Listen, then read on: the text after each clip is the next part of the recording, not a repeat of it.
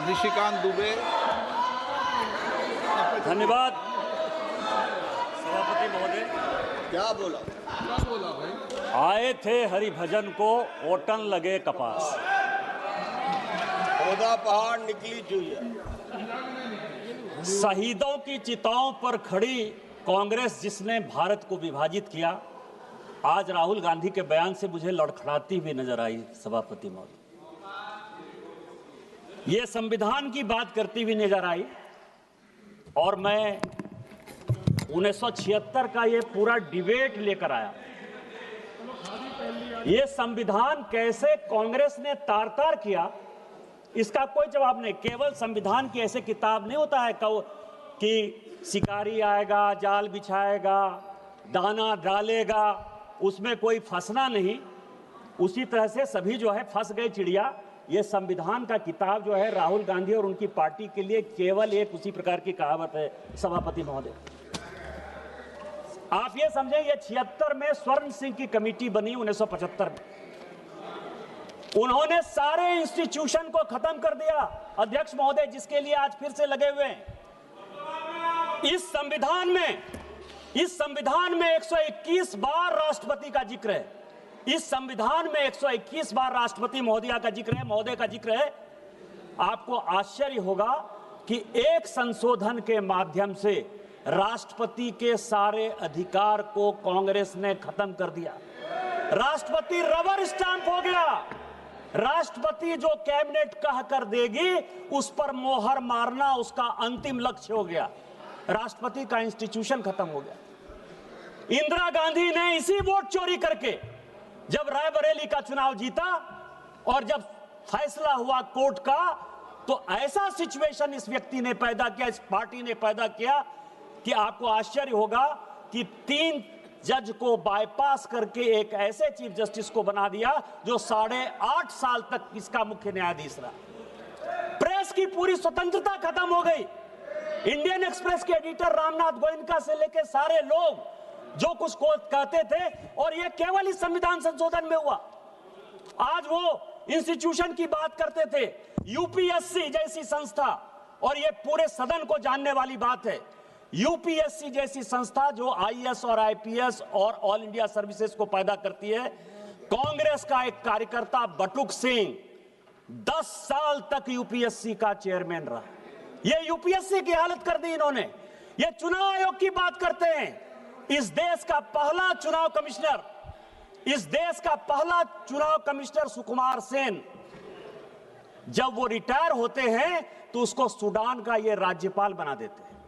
VS Rama Devi जब retire होती है उसको हिमाचल का गवर्नर बना देते हैं। टीएन शेषन जब रिटायर होते हैं तो उसको अहमदाबाद में भारतीय जनता पार्टी के खिलाफ कैंडिडेट बना देते हैं। और एमएस गिल जब रिटायर होते हैं तो वो इस केंद्र के मंत्री 10 साल तक इसी सदन में रहते हैं। किस चुनाव आयोग की बात करते हो? किस ईमानदारी की बात करते हो? किस पारदर्शिता की बात करते हो? कौन सी कांग्रेस की बात करते हो? सीबीआई की बात कर रहे थे। अश्वनी कुमार जो सोनिया गांधी जी और राहुल गांधी का सिक्योरिटी अफसर था, वो सीबीआई का डायरेक्टर बनाया जाता है। रंजीत सिन्हा जो कांग्रेस के अहमद पटेल के यहां रोज बैठता था और जिसकी डायरी पकड़ाई कि उसने कांग्रेस के कितने नेता कब कहां गए, उसको सीबीआई का डायरेक्टर बना देता। कौन सी बात कर रहे हो यार?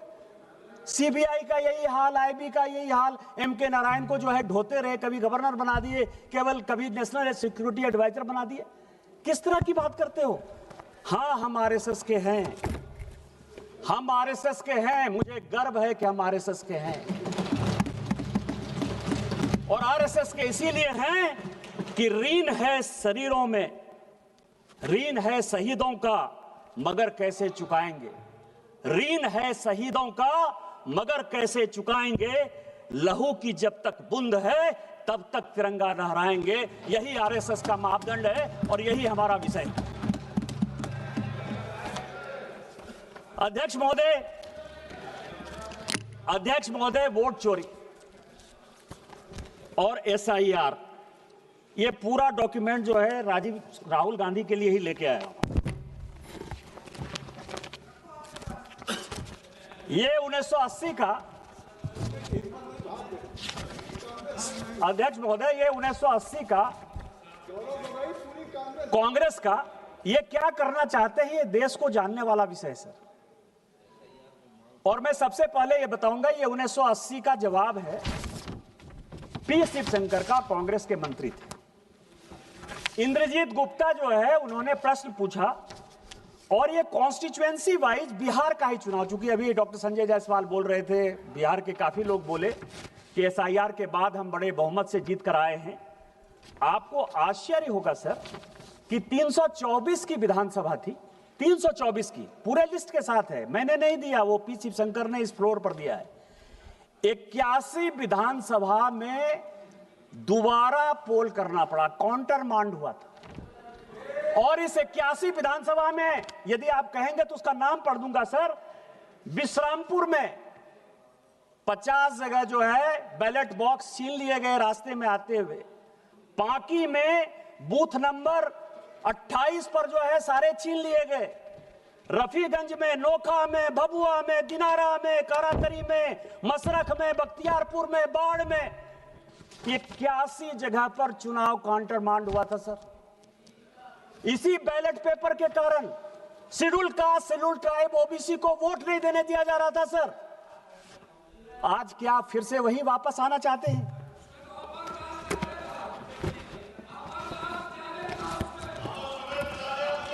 ये मैं आपको सभापति महोदय,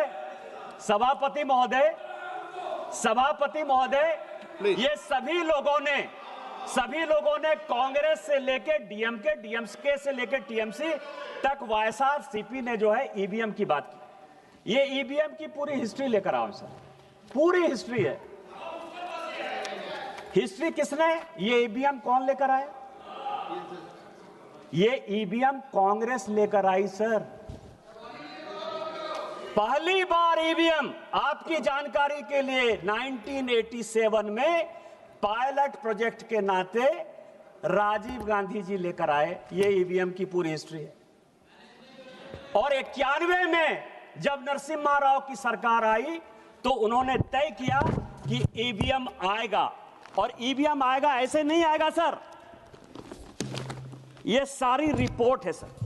ये रिपोर्ट है 1961 के सेलेक्ट कमेटी की, और ये रिपोर्ट है 1971 की सेलेक्ट कमेटी की। ये पूरे पार्लियामेंट को जानने वाली बात है। दोनों रिपोर्ट के अध्यक्ष जगन्नाथ राव कांग्रेसी थे। और जो 1971 की रिपोर्ट बनी उसमें एचआर गोखले जो कांग्रेस के लॉ मिनिस्टर थे। और दोनों रिपोर्ट में क्या कहा? दोनों रिपोर्ट में यह कहा कि एसआईआर की आवश्यकता है, स्पेशल इंटेंसिव रिवीजन होना इलेक्टोरल फॉर्म्स का सबसे बड़ा विषय है। 1961 में भी यही कहा, 1971 में भी यही कहा। और दूसरी बात कही 1961 में कि चुनाव इलेक्ट्रॉनिक वोटिंग मशीन से होनी चाहिए, क्योंकि राजस्थान के तत्कालीन, जिस राज्य से आप आते हैं सर, राजस्थान के तत्कालीन मुख्यमंत्री मोहनलाल सुखाड़िया का भी चुनाव अवैध इसी आधार पर हुआ था कि पूरे के पूरे बूथ लूट लिए गए। इतना ही नहीं हुआ था सर, इतना ही नहीं किया इन लोगों ने। यदि चौटाला की बात करें तो पूरा का पूरा मेहम का चुनाव काउंटर मांड हो गया था। पटना का चुनाव पूरा आरजेडी ने लूट लिया था। इंद्र कुमार गुजराल प्रधानमंत्री के तौर पर वहां चुनाव लड़ने के लिए गए थे, पूरा का पूरा उन्होंने लूट लिया था। और इस कारण से कहा गया कि ईवीएम की आवश्यकता है, नहीं ईवीएम होगा तो ये चुनाव पूरे रिगिंग हो गए। दूसरा, अटल बिहारी वाजपेयी जी इस कमेटी के मेंबर थे और एलके आडवाणी मेंबर थे। उन्होंने कहा कि बूथ वाइज ही काउंटिंग करो, क्योंकि आप लोग जब चुनाव के रोल को घुमाते हो तो उसमें बूथ से पता नहीं चलता है। तो क्या तर्क दिए गए आपको पता है सर? यह तर्क यह दिया गया कि बूथ वाइज यदि काउंटिंग करने लगेंगे तो जितने ये गुंडे बदमाश मवाली हैं वो वोटरों को मारेंगे। इसीलिए आपको ध्यान हो, उस वक्त काउंटिंग वो होती थी जिसमें कि सभी बूथों को मिला दिया जाता था और जिसमें इनको रिगिंग करने की सबसे बड़ी सुविधा होती सर।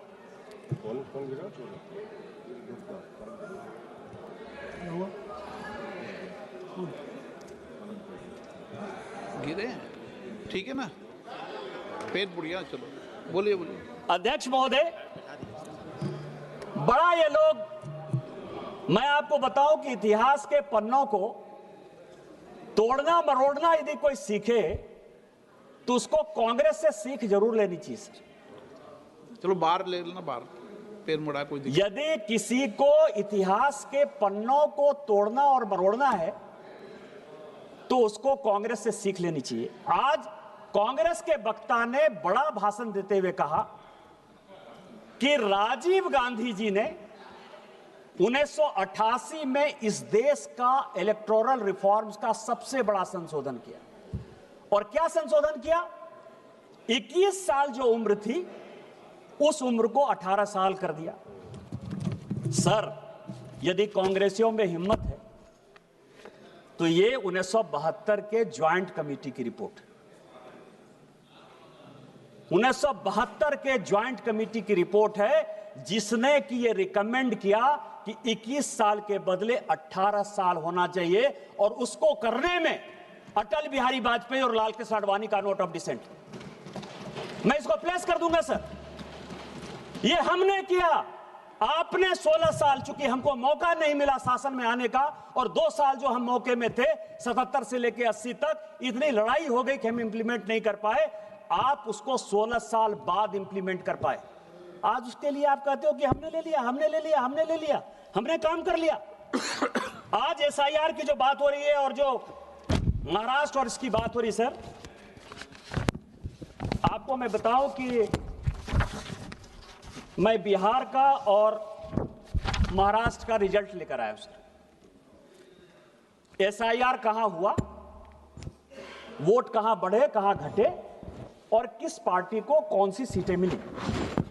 बिहार का सर, कॉन्स्टिट्यूएंसी का नाम है वाल्मीकि नगर, डॉक्टर संजय जायसवाल बैठे हुए हैं, उनके बगल की कॉन्स्टिट्यूएंसी है। वोट का डिलीशन हुआ 2311, वहां से 1675 वोट से जो बलेरो में बैठने लायक जितनी सीटें मिली, 6 सीट जो कांग्रेस को मिली, उसमें से 1675 वोट से कांग्रेस जीती। दूसरा सीट है चनपटिया, एसआईआर से डिलीशन हुआ 1033, इंडियन नेशनल कांग्रेस 602 वोट से जीती। तीसरा सीट है ढाका, एसआईआर का डिलीशन हुआ 457, 178 सीट से वोट से आरजेडी जीती। और उसमें 298 लोग ऐसे हैं सभापति महोदय, आपकी अध्यक्ष महोदय, आपकी जानकारी के लिए, जो विदेश में बैठे हुए हैं, दुबई में और कुवैत में, और उन्होंने यहां वोट डाल दिया। चौथी सीट है फारबिसगंज, एसआईआर का डिलीशन हुआ 1400, 221 वोट से कांग्रेस जीती। पांचवी सीट है बलरामपुर, जिसमें 1468 डिलीशन हुआ और हम जीते एलजेपी रामविलास 389 वोट से। इसके बाद सीट है रामगढ़, 1197 वोट से डिलीशन हुआ, 30 वोट से बहुजन समाज पार्टी जीती। और इसके बाद सीट है जहानाबाद, जहां 1832 वोट एसआईआर से डिलीशन हुआ, 793 वोट से आरजेडी जीती। हम हारने वाले हैं सर, लेकिन हम इस देश के लिए, दलितों के लिए, पिछड़ों के लिए, शेड्यूल कास्ट के लिए, शेड्यूल ट्राइब के लिए हम वोट की राजनीति नहीं करते। हम राजनीति देश की करते हैं कि जो लोग एसआईआर में, मेरे माँ पिताजी का नाम कटा, मेरे माँ पिताजी गांव में नहीं थे, मेरे माँ पिताजी शहर में रहते हैं, मेरे साथ दिल्ली में रहते हैं, उनका नाम कटा। और मुझे खुशी है कि उनका नाम कटा, क्योंकि वो दिल्ली में रहते हैं तो किसी कीमत पर बिहार में वोट देने के अधिकारी नहीं थे। 70 साल का एसआईआर है क्या सर? 70 साल का एक आदमी तजीमुल, मैं आपको नाम कहता हूं क्योंकि मुझे पार्टी ने प्राणपुर का इंचार्ज बनाया था सर। एक मुझे खबर मिली, मैं उसके घर पर गया, तजीमुल नाम था। 70 साल में वो आदमी आकर कहता है कि मैं वोटर लिस्ट में अपना नाम डालना चाहता हूं। इलेक्शन कमीशन ने पूछा कि 18 साल जब वोटिंग का राइट हो गया तो आप 70 साल तक क्या कर रहे थे? 2020 के वोटर नहीं, 2015 के वोटर नहीं, 2010 के वोटर नहीं, 2005 के वोटर नहीं। तो क्या आपको लगता है कि यह देश जो है वो बांग्लादेशी वोटरों से जो है बिहार का चुनाव होगा, देश का चुनाव होगा। यदि तजिमुल, मैं नाम बता रहा हूं, मैं आजिम नगर का तजिमुल है, मैं नाम बता रहा हूं, पप्पू यादव बैठो, आप बैठो, मैं नाम बता रहा हूं, आजम नगर का तजिमुल है जो 70 साल में जो है बनना चाहता था। बैठो जनाब। तीसरा सर, महाराष्ट्र की बात है सर। महाराष्ट्र में कलवा एक सीट है सर, वोटर बढ़े 41,000। सुप्रिया सुले जी के पार्टी के जितेंद्र आहवाट जीते 96,000 वोट से। भिवंडी वोट बढ़ा 37,000। 52,000 वोट से रईस कसाम शेख चुनाव जीते सर। खेड अलांदी 23,000 वोट बढ़ा, 51,000 वोट से बाबाजी रामचंद्र काले जीते। मेरे पास पूरी लिस्ट है, मेरे पास 100 जगह की लिस्ट है। यदि कहेंगे तो मैं प्लेस कर दूंगा, इतना समय में लेना नहीं चाहता, लेकिन मैं ये कह रहा हूं यदि वोट इंक्रीज हुआ तो फायदा महायुति को हुआ। एसआईआर में वोट यदि डिलीट हुआ तो फायदा आरजेडी कांग्रेस को हुआ। इसके बाद भी आपको जो है एसआईआर खराब लग रहा है। एसआईआर क्यों ये विरोध कर रहे हैं सर, उसके पीछे का रीजन मैं आपको बता देता हूं। जो कल माननीय प्रधानमंत्री जी ने कहा, ये किताब लेकर आया हूं sir, Indian national Congress and the Muslims. 1905 में 6 में जब मुस्लिम लीग बनी, 1905 में जब बिहार बंगाल का विभाजन हुआ और जब मुस्लिम लीग बनी सर, तो कांग्रेस ने समय समय पर, वैसे सोनिया गांधी जी सारा चिट्ठी लेकर चली गई हैं सर, लेकिन इस राइटर ने 2010 में सोनिया गांधी से परमिशन लेके कई एक लेटर जवाहरलाल नेहरू के, फजलुर रहमान के साथ, कई एक लेटर जवाहरलाल नेहरू के जिन्ना के साथ वो उन्होंने दिए। क्या क्या कारण था सर? भारत के विभाजन का कारण 1930 में जब स्टार्ट हुआ, 1928 में जब स्टार्ट हुआ, तो कांग्रेस ने किस तरह से मुस्लिम परस्त वोट की राजनीति के लिए कॉम्प्रोमाइज किया, इसका यह पूरा हिसाब किताब इसमें है सर। और इसी में इलेक्टोरल रिफॉर्म्स और एसआईआर है सर। मुस्लिम लीग कह रही है कि लोकसभा और विधानसभा में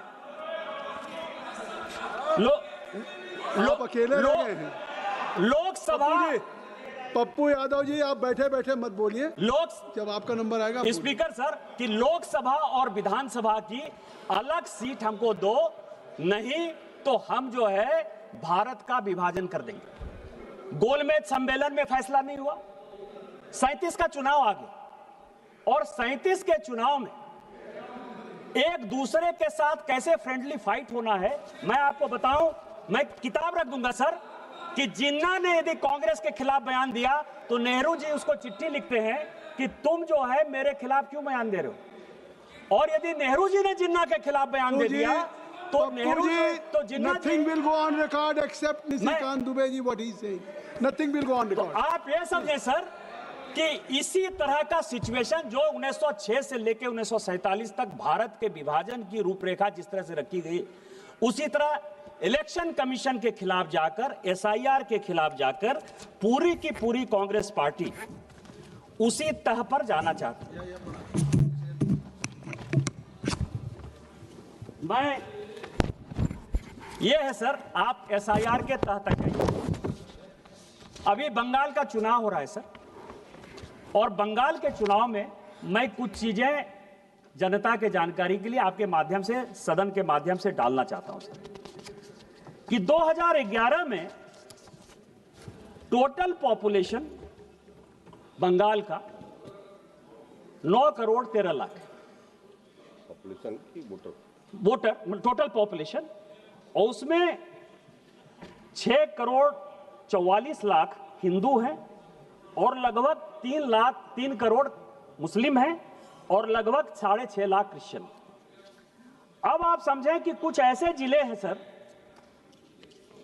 वो जिले हैं दार्जिलिंग, बांकुड़ा, पुरुलिया, दिनाजपुर मालदा, मुर्शिदाबाद, बीरभूम, जिन लोगों ने 24 परगना, जिनकी आबादी 1951 से मैं तुलना करना चाहता हूं सर, और आज जो है 2011, क्योंकि अभी अंतिम जनगणना यही हुई है, और यह सबको जानने की आवश्यकता है। इसीलिए जानने की आवश्यकता है एसआईआर की क्यों आवश्यकता है कि मैं जिस संथाल परगना से हूं सर, मैं जिस संथाल परगना से एमपी हूं, 1951 में हम सभी schedule caste, schedule tribe, OBC सब की बात करते हैं। हम ऐसे दुर्भाग्यपूर्ण राज्य से आते हैं, झारखंड से, जहां की पूरे देश भर में डिलिमिटेशन हो गया। हमारे यहां झारखंड में आज भी डिलिमिटेशन नहीं हुआ, और अभी जो 2026-27 में डिलिमिटेशन होगा, मैं सोचता हूं कि शायद वहां भी डिलिमिटेशन नहीं होगा। उसका कारण यह है सर कि 1951 में हमारे यहां आदिवासियों का पॉपुलेशन 45% था। आज जब 2011 की जनगणना हुई तो आदिवासियों का पॉपुलेशन केवल और केवल 27-28% है, केवल 27-28%। और इसीलिए जब 2008 में डिलिमिटेशन होने लगा तो लोकसभा की 1 सीट और विधानसभा की 3 आदिवासी की सीट खत्म होने लगी। सभी पॉलिटिकल पार्टी ने यह फैसला किया कि आदिवासियों का सीट कम नहीं होना चाहिए, और इस कारण से हमारे यहां डिलिमिटेशन नहीं हुआ।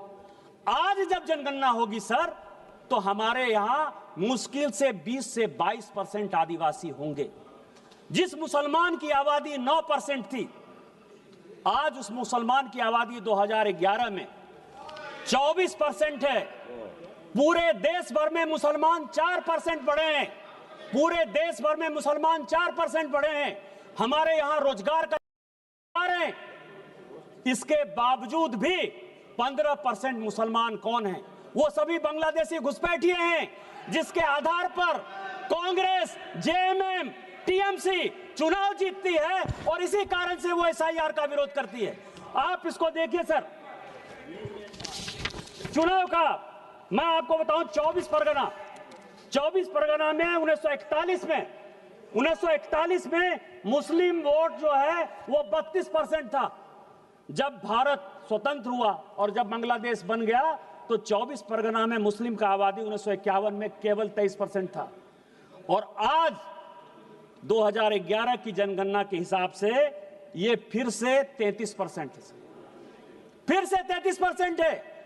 पूरे देश भर में मुसलमान इन दिनों में 4% बढ़े हैं, 24 परगना में 13%, 14% कैसे बढ़े? इसका जवाब कौन देगा? कोलकाता सर, कोलकाता में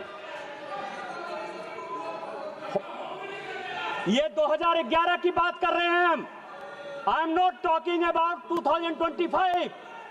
उस वक्त हमारा होम मिनिस्टर नहीं था, कांग्रेस का था। आपने उसको बचाया है, आपने, सीपीएम ने और कांग्रेस ने मिलकर मुसलमान को लाया है, इसीलिए एसआईआर का विरोध कर रहे हैं, इसीलिए ईवीएम का विरोध कर रहे हैं आप। कोलकाता 1941 में 24% था, जब भारत स्वतंत्र हुआ तो 12% रह गए सर, केवल 12%। ये आपको भी देखने की बात है काकोली जी, 5 साल के बाद आपका बच्चा नहीं जीत कर आएगा, मुसलमान जीत कर आएगा जो बांग्लादेशी होगा। एक मिनट निशिकांत जी, ये जो अपनी फिगर, हर मेंबर को अपनी फिगर देंगे, अगर कोई चुनौती देता है तो उसके लिए मैं कहूंगा ये अपना कॉन्फिगरेट कर देंगे, तो ऐसा नहीं है। आप बैठिए, आपको आर्टिकुलेट कर देंगे, आर्टिकुलेट कर देंगे। 12% था सर, आज 2011 की जनगणना के हिसाब से, 2011 की जनगणना के हिसाब से स्पीकर सर वो 22% है। 10% मुसलमान कोलकाता में बढ़े हैं सर। मालदा और मुर्शिदाबाद, मालदा में मुस्लिम 28% था, जब भारत स्वतंत्र हुआ तो वो 22% पर आ गया। आज मालदा में 46% है, मुर्शिदाबाद में 46% है। आप और इसीलिए लालजी जी आप बैठ जाएं, लालजी बैठ जाएं, माननीय सदस्य बैठ जाएं। ये निशिकांत दुबे जी, माननीय निशिकांत दुबे जी आप सुन लें। निशिकांत दुबे जी ने ये आज चुनाव सुधार पे बात नहीं कह रहे हैं, इसके पहले भी डेमोग्राफी के बारे में ये कई बार सवाल उठा चुके हैं इस सदन में, तो ये इनको मैंने अलाउ किया, इनको करने दिए। आप बैठिए सर। आप नहीं डिक्टेट करेंगे? नहीं सर, आप जाति जनगणना की मांग करते हैं, आप जाति जनगणना की मांग करते हैं, और अगर वो जातियों की जनसंख्या, गौरव गोगोई जी, अगर आप एक तरफ जाति जनगणना की मांग करते हैं और वो जाति की जनसंख्या दे रहे हैं, तो ये जनसंख्या वो दे सकते हैं, जाति की जनसंख्या दे सकते हैं। सर 24 नवंबर 1980 लाल कृष्ण आडवाणी जी का प्रश्न है इलेक्टोरल रिफॉर्म्स,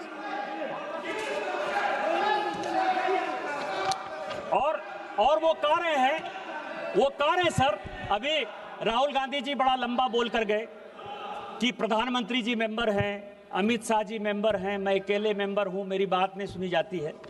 ये 24 नवंबर 1980 का लाल कृष्ण आडवाणी का पार्लियामेंट में इलेक्टोरल रिफॉर्म्स पर क्वेश्चन है सर, और उसका जवाब शिवशंकर जी देते हैं। शिवशंकर जी ये देते हैं, रिकॉर्ड का चीज है सर, कि चुनाव आयोग बहुत ही ईमानदारी से काम कर रहा है, इसीलिए अपोजिशन के किसी नेता को उसके सिलेक्शन प्रोसेस में इन्वॉल्व करने की आवश्यकता नहीं। 1950 से लेकर 2014 तक आप जो है लगभग 64 साल तक आपने जिसको चाहा चुनाव आयोग का अधिकारी बैठा दिया। मदर टेरेसा पर जिस आदमी ने किताब लिखा, जो ज्वाइंट सेक्रेटरी के लिए एम्पैनल नहीं हुआ, एडिशनल सेक्रेटरी के लिए एम्पैनल नहीं हुआ, सेक्रेटरी के लिए एम्पैनल नहीं हुआ, वो नवीन चावला चीफ इलेक्शन कमिश्नर हो गया। केवल मदर टेरेसा का जो है, केवल क्रिश्चियनिटी को जब बढ़ा रहा था, केवल उसके आधार पर आपने चुनाव आयोग बना दिया। एमएस गिल, जिसने की राहुल, जब Sonia Gandhi ji office of profit के चक्कर में फंस गई और लगा कि ये दीवार हो जाएंगी, 6 साल के लिए चुनाव लड़ने के लिए काबिल नहीं रहेंगी, उस एमएस गिल को आपने जब बचाया, उसने उसके रिटायर होते ही 10 साल, आज आप जो है 100 चूहे खा के बिल्ली चले हज को। हमने तो कम से कम एक कमेटी बना दी कि कम से कम आपको चुनाव आयोग के घोषणा के पहले, यदि आपको लगता है कि बात नहीं सुनी जाती है, तो चुनाव आयोग के घोषणा के पहले आपको लिस्ट भेज देते हैं, आप उस कमेटी के सदस्य होते हो, कम से कम नोट ऑफ डिसेंट आप लिख देते हो। हम लोगों के नेता को सर, चाहे वो अटल जी हो, चाहे आडवाणी जी हो, चाहे मोदी जी हो, चाहे अमित शाह जी हो, चाहे सुषमा जी हो, जब वो लीडर ऑफ द पार्टी थी, मुख्यमंत्री थी, तो उसको तो अखबार से ही पता चलता था ना सर। 1980 में आपने कहा कि introduction of electronic gadget for the purpose of exercise of votes हम इंप्लीमेंट करने वाले हैं। 1980 से आप जिन चीजों को पूरे देश को घुट्टी पिलाते रहे, हमारे जैसे लोगों को मूर्ख बनाते रहे, बैलेट से जो है आप लूट कर जो है हमारे वोटर को तंग करके यहां आते रहे और कहते रहे बार बार कि हम इलेक्ट्रॉनिक गैजेट से चुनाव लड़ेंगे, आज उसी ईवीएम के खिलाफ आप मुझे बताने की कोशिश कर रहे हो। इसके अलावा जो स्थिति है सर, ये तारकुंडे कमेटी आपने बनाई, आपने कहा कि इलेक्टोरल बॉन्ड, ये तारकुंडे कमेटी और ये गोस्वामी कमेटी की 2 रिपोर्ट लेकर आया, कहा कि स्टेट की फंडिंग यदि नहीं हो पा रही है तो एक ऐसा कॉर्पस बनाना चाहिए लाइक इलेक्टोरल बॉन्ड, जिसके आधार पर चुनाव की ट्रांसपेरेंसी हो। ये रिपोर्ट है सर।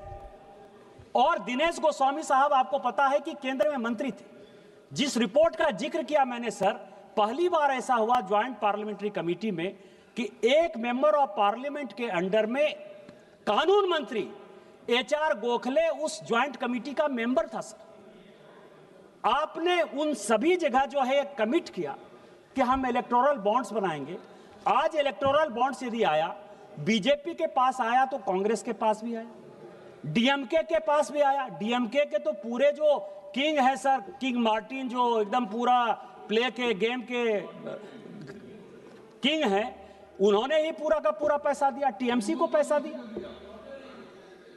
आप जो है इन सारे चीजों के बाद आप मुझे जो है उंगली दिखाने की कोशिश कर रहे हो। इस चुनावी प्रक्रिया में यदि किसी एक पॉलिटिकल पार्टी ने कंसिस्टेंट होकर अपने विचारों को स्पष्टता के साथ रखा तो केवल भारतीय जनता पार्टी। इस देश में, और मैं ऑन रिकॉर्ड ये बात कर रहा हूं, इस देश में 3 ही प्राइवेट मेंबर रिजोल्यूशन आज तक पास हुए। सभी सरकारी रिजोल्यूशन, सभी सरकारी बिल पास होते हैं। 3 रिजोल्यूशन पास हुआ है। एक रिजोल्यूशन पास हुआ है लाल कृष्ण आडवाणी का, जिन्होंने कि इलेक्टोरल रिफॉर्म्स पे रिजोल्यूशन पास किया। और आज जो कुछ भी आपको दिखाई दे रहा है, वीवीपैट दिखाई दे रहा है, ट्रांसपेरेंसी दिखाई दे रहा है, सीसीटीवी की बात कर रहे हो, चाहे वो चुनाव में कोई आदमी यदि गड़बड़ी करेगा तो जेल जाने की बात करते हो, 171 को मजबूत करने की बात करते हो, वो सारे के सारे लाल कृष्ण आडवाणी के पास किए हुए कानून हैं इस पार्लियामेंट से। और मैं इसलिए ये बातें कहता हूं कि दूसरा खुशनसीब सांसद मैं हूं जिसने 370 और 35A के खिलाफ जो है इसी पार्लियामेंट में आप ही लोगों से रिजोल्यूशन पास किया, क्योंकि मैं बहुत पुराना आडवाणी जी की तरह पुराना सांसद नहीं हूं। मोदी जी की कृपा के कारण वो पास हो पाया और आज माननीय अमित शाह जी ने 370-35A खत्म करके कम से कम वहां भारत का कानून लागू कर दिया। नहीं तो इलेक्टोरल रिफॉर्म्स में हमारा चुनाव, आपको पता है कि आपने जब संविधान संशोधन की स्टैंडिंग कमेटी में, तो राज्यसभा की तरह लोकसभा को 6 साल कर दिया। जम्मू कश्मीर में प्रत्येक विधानसभा जो है 5 साल में खत्म हो जाती थी। जम्मू कश्मीर एकमात्र ऐसा राज्य था जिसमें 6 साल की विधानसभा होती थी।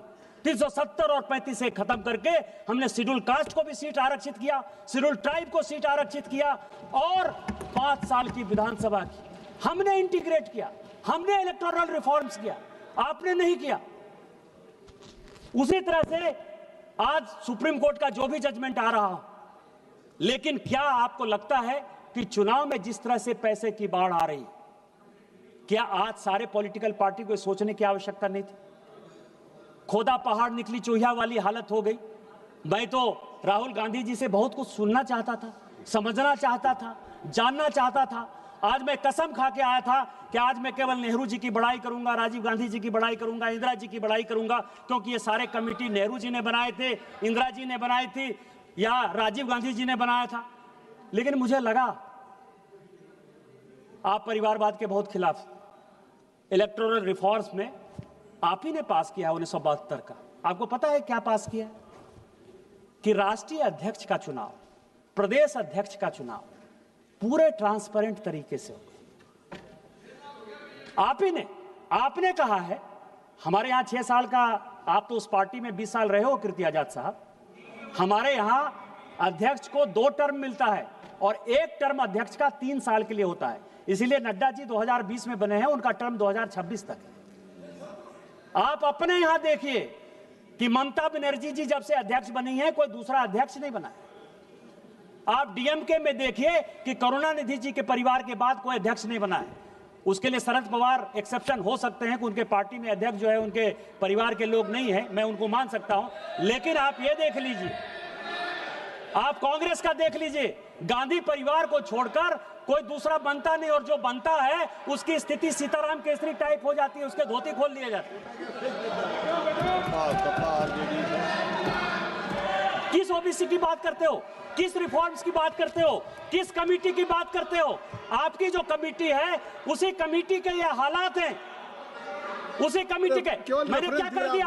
ममता बनर्जी जी यदि अध्यक्ष से नहीं हट रही हैं तो आप लोगों का कीर्ति आजाद को अध्यक्ष बन जाना चाहिए। आप पे कोई आरोप नहीं लगाया है, एक मिनट, आप पे कोई आरोप नहीं लगाया, केवल रेफरेंस दिया है।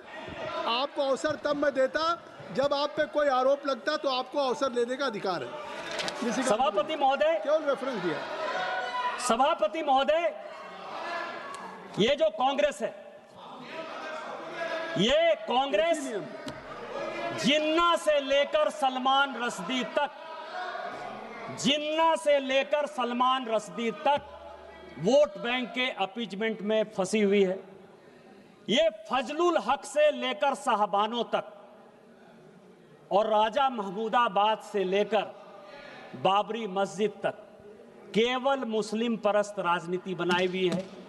राजा महमूदाबाद जो कि मुस्लिम लीग के अध्यक्ष हुए, जिन्होंने भारत का विभाजन किया, उनकी पूरी संपत्ति आपको ध्यान हो, जिसको कि नरेंद्र मोदी जी को कानून बनाना पड़ा, जो पाकिस्तान में बैठा है उसकी पूरी संपत्ति को कांग्रेस ने दे दिया। सर यही कांग्रेस का इतिहास है, बहुत पुरानी बात नहीं है, 2012 की बात है, 2012 की बात है सर। जिस कांग्रेस ने सोमनाथ का विरोध किया, उसी कांग्रेस ने अयोध्या का विरोध किया। आज तक सोनिया गांधी, राहुल गांधी, प्रियंका गांधी कोई अयोध्या का मंदिर दर्शन करने तक नहीं गए सर। सोमनाथ भी कभी नेहरू जी नहीं गए थे, आज नहीं गए। मैं केवल इतना ही अंत में कहूंगा सर कि हम भारतवर्ष का हृदय से अमिट सम्मान करते हैं, यहां के चांदनी मिट्टी का गुणगान करते हैं। मुझे चिंता नहीं है स्वर्ग जाने की, मुझे चिंता नहीं है स्वर्ग जाने की या मोक्ष पाने की, तिरंगा के कफन में मेरा बस चले, यही आह्वान करते हैं। हमारा शरीर तिरंगा के कफन में जाए और इस देश को आगे बढ़े, विकसित भारत 2047 बनाए और सोरोस फाउंडेशन के आदमी जो देश को टुकड़ा करना चाहते हैं, जो इंस्टीट्यूशन को खत्म करना चाहते हैं, राहुल गांधी की राजनीति को परास्त करें। इन्हीं शब्दों के साथ वंदे मातरम, जय हिंद, जय भारत।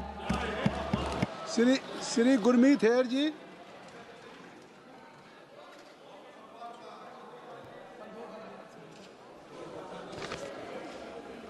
धन्यवाद सभापति जी, आपने मुझे मेरी बात रखने का मौका दिया। सभापति जी, हमें गर्व है कि भारत आज दुनिया का, जब भारत आज़ाद हुआ तो बहुत से जो विकसित देशों